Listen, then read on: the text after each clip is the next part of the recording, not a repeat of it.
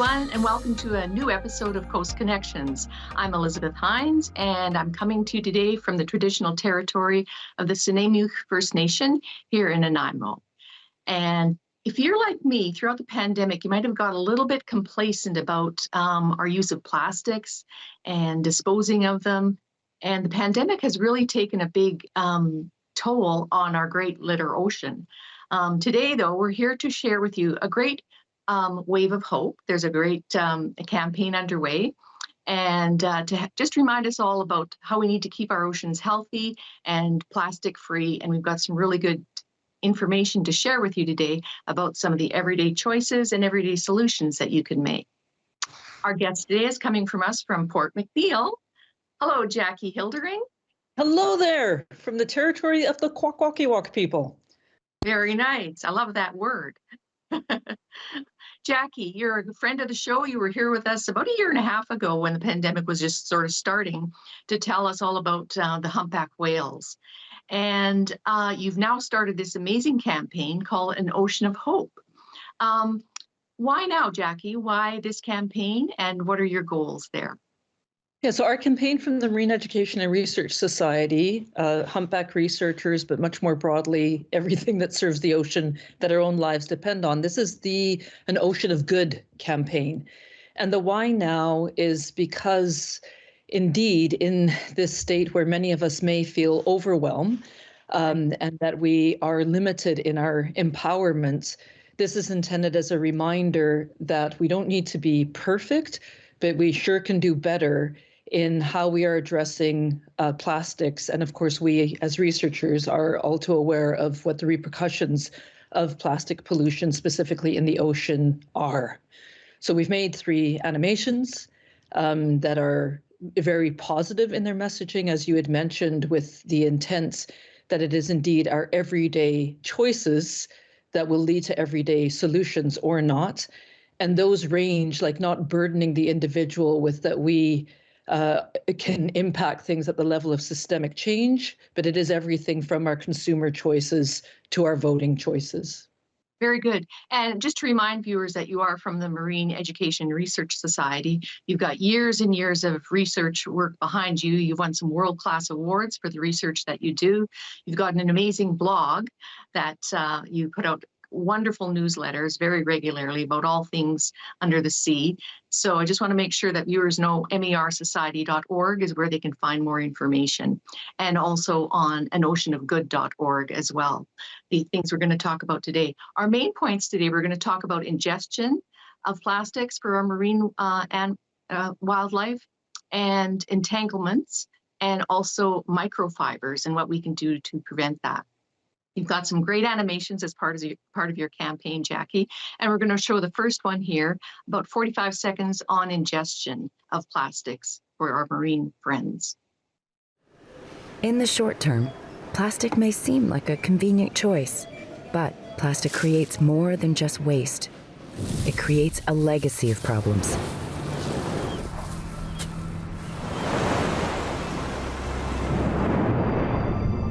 Unlike us, our marine neighbors can't tell the difference between food and plastic.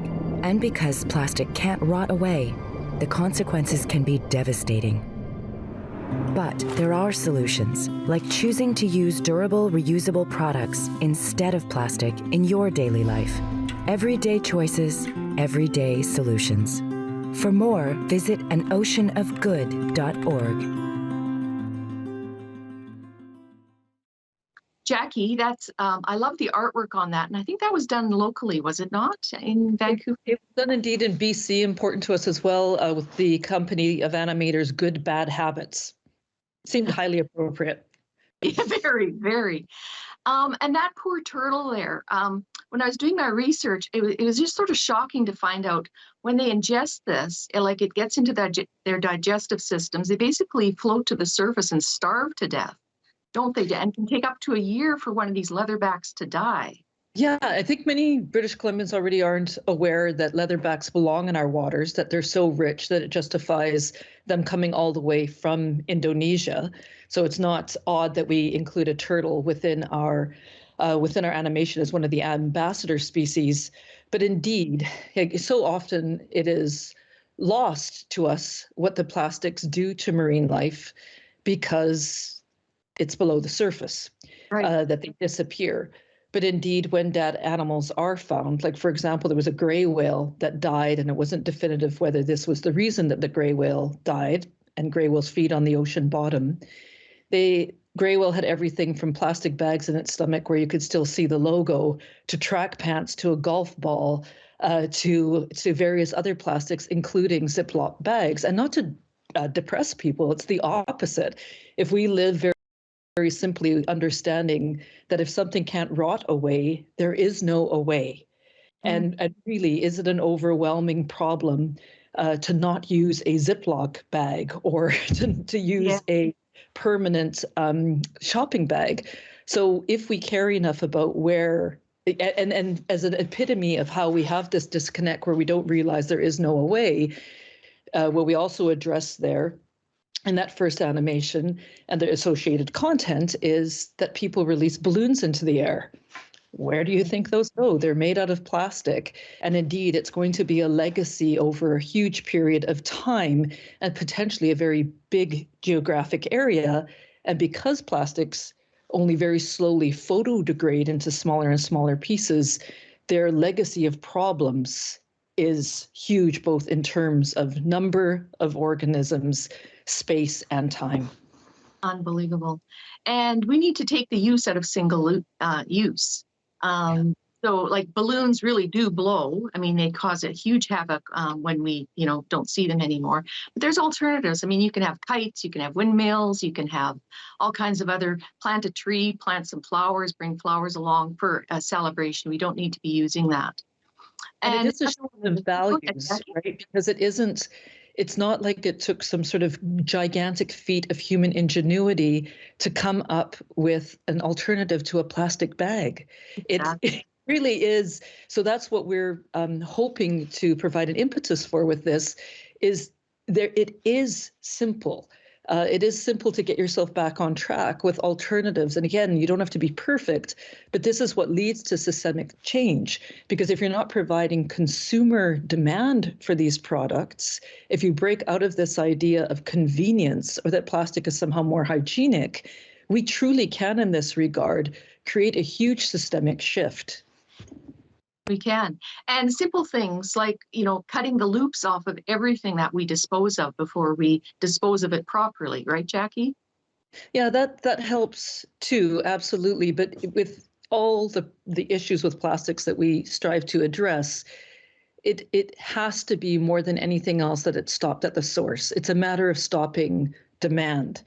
Because even recycling, this is the what we're fed, because those who are profiting from a disposable society that is largely oil and gas based, and there's that very tight connection between fossil fuels and plastics, that is, with recycling, we are fed the idea I can continue to consume as I have because there's this other solution. But it really is reduce, reuse, and then recycle as a far smaller solution. Mm-hmm. We need to start further up the chain on the reduce. Well, even in whatever sort of, as long as we associate using less with loss, I think you get things, especially when you consider who empowers the current paradigm of disposables, plastics, oil and gas, then indeed, like even that hierarchy, reduce, reuse, recycle, it's a hierarchy. And it's been somewhere along the line diluted to or shifted where recycle's at the top. And again, that if we don't realize all the positives that come out of reducing, it allows those sorts of almost delusionary perspectives to get hold and for us to be manipulated. Mm-hmm. I think well said. Next up, we have the animation on entanglements, which this is also really well done, but again, pretty sad news in this, but we've got solutions. Let's take a look at the clip. Plastic is a problem at every size, especially when it ends up in the ocean. Unlike biodegradable materials, plastic never rots away. This means that the damage it causes will go on and on, impacting many lives. over many lifetimes. But there are solutions. Make sure plastic stays out of the ocean and out of harm's way. Everyday choices, everyday solutions. For more, visit anoceanofgood.org. Jackie, we've got a lot of debris and ghost nets haunting our waters, don't we? There's some big problems under the sea. Yeah, and indeed, anything from rope to netting to, I think, what might be the biggest surprise for people, to plastic strapping, how much of a problem this can be. But again, if there is no way that this doesn't rot away, it creates a problem again and again and again. And very importantly, we in no way wish to vilify the fishing industry, not at all. But there is, again, it starts with awareness for people to realize that there need to be other solutions. So in my privileged work and learning from this environment, the number of sea lions I have seen with these neck constrictions, they're highly playful animals, as our animation shows, ends up around their neck, whatever the plastic or rope or plastic band is, and then they grow, and to see the pus streaming down their necks and to see the constriction at some point actually potentially stopping them from being able to feed properly, this isn't humane. And for me, it is the epitome of not realizing there is no way. So then to look at, because no fishing person wants entanglement to happen, certainly in their netting, because if it impedes their own ability to fish, that directly impedes their income. So without vilification, without blame, but looking at what solutions will work for the industry, but to start, you have to know that there is a problem, and therefore find the solutions that serve both those whose incomes depend on it, as well as our marine neighbors. Mm-hmm. Jackie, if someone comes across an entangled marine mammal, what should they do or not? Yeah, so do not attempt to disentangle it yourself. Even one of Canada's leading disentanglers has died as a result of trying to disentangle a right whale on the other side of Canada on the East Coast. So incredibly important is most often the entangled whale or seal or sea lion is not an immediate threat of dying. So on our vast coastline, the most important thing is to find the animal back and to get the resources, the expertise to it. So there is a number to call. This information's all included on our set of resources for anoceanofgood.org, is to call, to track location, to try to document what you're seeing, to verify it without disturbing the animal further, and so forth and so forth. But here again, it has to be stopped at the source. And so even the information that's given, allowing us to realize how often entanglements are happening, is incredibly valuable as well. And our work as the Marine Education Research Society, it's shocking to realize that half the humpbacks have scarring that shows they've been entangled at least once. So how many are dead somewhere where we can never detect them, somewhere in a remote place or at the bottom of the ocean? And that number for the Department of Fisheries and Oceans is 1-800-465-4336 or VHF channel 16 to report an entanglement. The other thing too that these animals are ingesting, Jackie, are cigarette butts, which I had no idea are completely full of microplastics. Yeah, I think a lot of, those of us who may smoke, who have unfortunately gained that as part of their lifestyle, I watch people flick cigarette butts into the ocean. So we're hoping indeed that there is that awakening that this is then actually our third topic, that microfiber. So plastics at any size are a problem, from big nets and plastic strapping to plastic bags that get mistaken for food by various animals or at the bottom of the ocean and end up in a gray whale's stomach.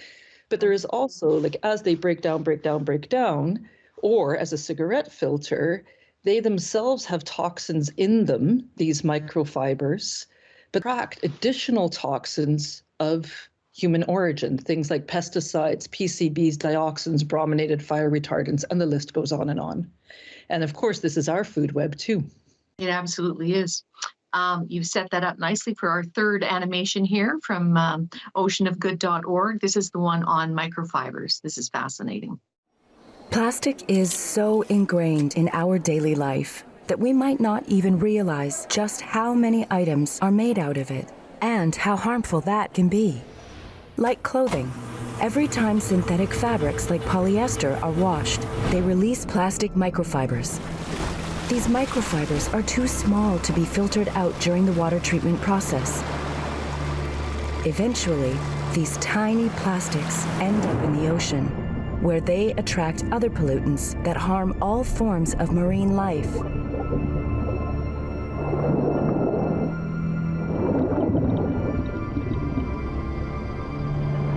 But there are solutions, like choosing clothes made out of natural materials.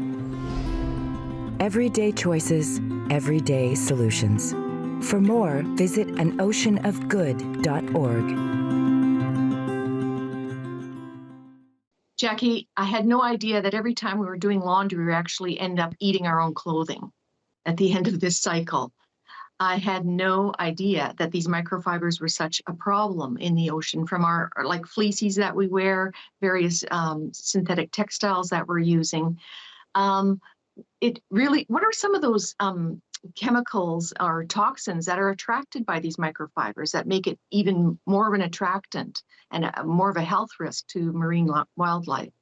Yes, so importantly with this campaign, we don't wish to overwhelm people with an additional problem, but we're so hoping that it is recognized that the problem of microfibers and that indeed even our clothing are shedding plastics into the ocean, that the sewage treatment plant is not a catch-all, quite literally, for plastics or whatever else we put into the ocean, and how much our own lives depend on the ocean and its food web. It's not an additional problem. It is another symptom of the same sort of mentality of not thinking about there is no a way, like if something doesn't biodegrade. Hence, if your clothing is made out of synthetic fibers, it is going to shed, and quite significantly when it comes to the washing and drying process. But it's a really good example of where, as soon as you know that there is a problem, there's this plethora of solutions that often lead to economic gains, as well as certainly environmental gains and societal gains in the long run, and everything from filters on your washing machine to thinking about the clothing that you buy, how much you buy, what they're made of, and on it goes. So indeed, all these little bits of plastic by their various sources that end up in the ocean, be it from breaking down from larger plastics, from the fraying of nets, to coming from our clothing, whatever it is, they themselves often have toxins in them, the plastic itself, but they also are a surface area to attract these human-made chemicals. So it becomes a double whammy, double insult to our environment. And those are things like pesticides, brominated fire retardants, dioxins. Many, certainly people of my generation, will recognize some of these historic dirty dozen as they were referenced, but we continued on making additional toxins that never go away. So there isn't the appropriate testing for them. They're bioaccumulative. So because they never go away, with every level of the food web, the amount is accumulating. And it is one of the very significant problems for the endangered southern residents, for example. Yeah, one of the things that they're contending with is that these persistent organic pollutants that then also collect the plastic around the plastics, so they even get a bit up in the food web, they do exactly what you hope they would not do. And that is that they reduce the ability to fight disease and the ability to reproduce. Wow.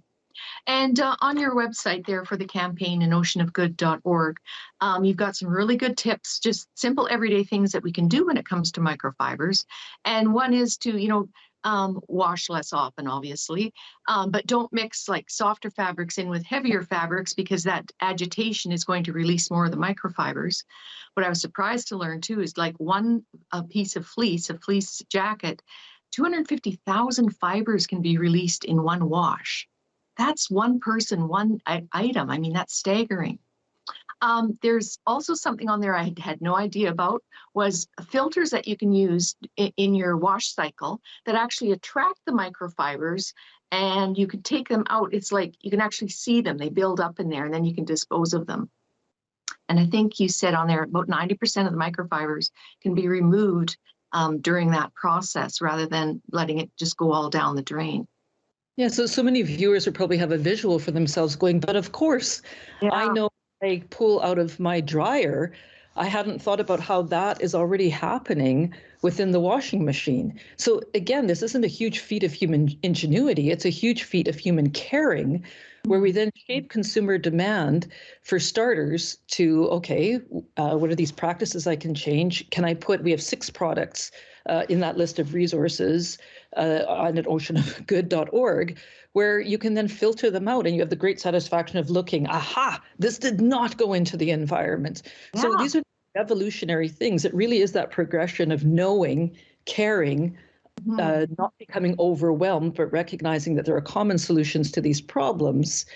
And indeed, that we need this impetus, I think, at a time of COVID, where there was so much taken away from us in terms of our empowerment, or taken away is not the right way to say it, but we went through an evolution there too of, okay, you can't use your to-go mug, you can't use your reusable bag when you do groceries. We're back from all of that. Let's get back on track. Yeah. And indeed, these are not disparate problems. They're all symptoms of the same thing. There is no away if it can't rot away. And that there are these like super simple solutions to get rid of the problem.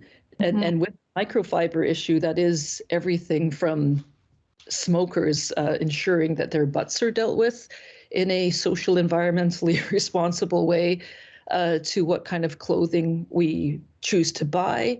And again, it doesn't need to be about perfection, but there are all these simple solutions from filters onwards that we can use in our washing machine.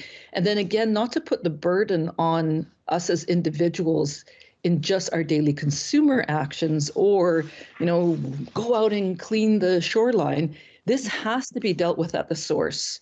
So by voting accordingly and providing feedback to the government accordingly, of course, washing machines should have filters built into them.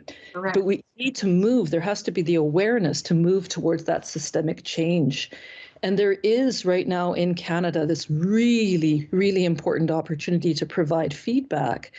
There's proposed regulations from the federal government to reduce single-use plastics. So we've included that the deadline for giving response is March the 5th. And we have put the input there from Oceana, where it is a step in the right direction is what is put forward, but it's not soon enough. It's not enough in terms of what single-use plastics, and it's full of loopholes that would still allow plastic manufacturers to slip through the cracks and continue feeding a disposable mentality. Well, we can't have loopholes when it comes to, disposable plastics. Those loops need to be cut. Yes. And we can help with our voices and to support those campaigns. You've got some great resources right there on oceanofgood.org. There's sample letters there. There's websites that people can check. And also, you've got some wonderful courses coming up this spring, Jackie. If people want to educate themselves more about marine wildlife and how we can work to protect our marine neighbors, tell us a bit about the 2 courses you have coming up. Yeah, will do. Dear viewers, thank you so much, Liz, for that opportunity. Dear viewers, do not underestimate how important education is.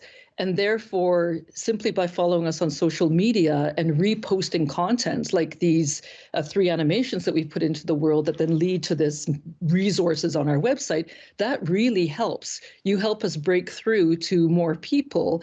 If you even just use the hashtag an ocean of good, that also helps in branding the content and showing the empowerment and the happiness that's associated with that. And as an extension of all of that, our little tribe at the Marine Education and Research Society, we need to form an army of people who are well informed around marine issues, and specifically with our incredibly powerful ambassadors, the marine mammals. So we give courses for marine mammal naturalists and have 2 of those coming up this year. And the whole intent, is indeed with education, because enforcement can never be the full solution, that there's more and more people who know what the laws are, who are able to speak appropriately for the marine mammals and everything that they represent, and that model the correct behaviors that serve our big neighbors, but also ourselves. Wonderful. And it's, I believe, a 3-day course, one in Campbell River. It is immersion where some woman waves her hands around the lot and speaks enthusiastically together with my colleagues. Yeah, it's a good time, and you don't have to be a marine naturalist to sign up for it. And I will say they are very popular courses. We're succeeding in people wanting to do more. Yeah, I've already signed up, Jackie, so I hope to see you there with your cape on, you Marine Crusader, you training us all to be superheroes and super everyday use at everyday choices, making some more healthy and better choices to help, the whales and the ecosystem that we all share with them. Jackie, any other closing thoughts? We've got about a minute here left to wrap up.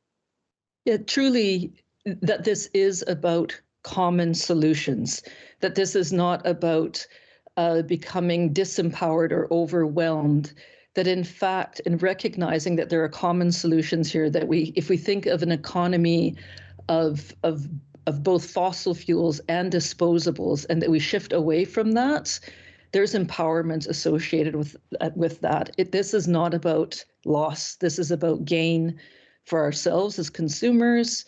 Very often there's economic gains to be had when we step away from thinking that the more we have, the better we are, rather than realizing that the more we're connected, the better we are. And that includes to the ocean upon which our lives depend.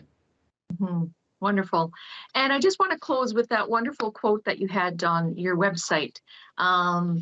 I'm going to repeat it. We did use it again with the whales, but it's so beautiful, Jackie. I just want to remind our viewers about the beauty of the work that you're doing with the MER Society and the heart that you have in your organization in leading this work. So may we celebrate all that is wild, good, and free. May we truly know the knowledge of it all. May we be the neighbors and stewards who are as open-hearted as this land is large. Jackie, you're a true crusader for marine life and for that, for us above water as well, improving the quality of life for all of us. So I want to thank you for the work that you and your society are doing. And I want to encourage viewers to go on to anoceanofgood.org and look at the wonderful resources that you've got there, and just give themselves a refresher on how we all have a small and important part to play in creating this ocean of good. Thank you so much. Thank you, Jackie. Good luck with the campaign, and we'll see you up in Campbell River for the naturalist course. Right on. Thank you. And thank you for joining us today on Coast Connections. I hope this too has helped inspire you for the small and big steps that you can make to make the world under the water a better place, and for those also above water. Everyday choices, everyday solutions. We can all make a difference here. Thank you very much. We'll see you next time on Coast Connections.